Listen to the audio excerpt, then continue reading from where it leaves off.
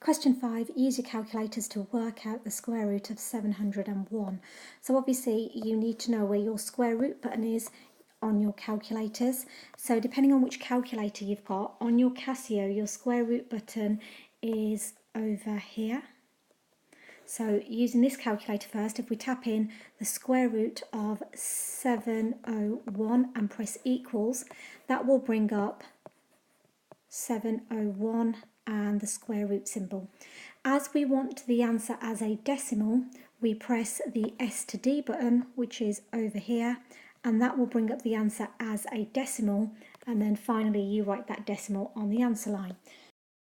So we've got the square root of 701 as a decimal, which is 26.47640,459, and you need to write down your full calculator display. Okay, if you have one of these logic calculators,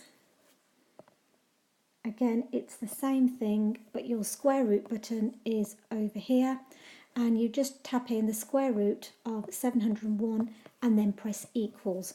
On your logic calculator you don't need to press the S to D button, it will just convert it into a decimal for you. Okay, so the second part of the question is give your answer to part A to one decimal place. So we want this answer, but we only want one number after the decimal point. So the first number after the decimal point is a 4. And we're trying to decide, are we going to keep that as a 4 or do we round it up to a 5?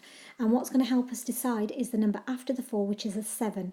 As we've gone past halfway and it's a 7, we're going to round the 4 up to the next number, which is a 5.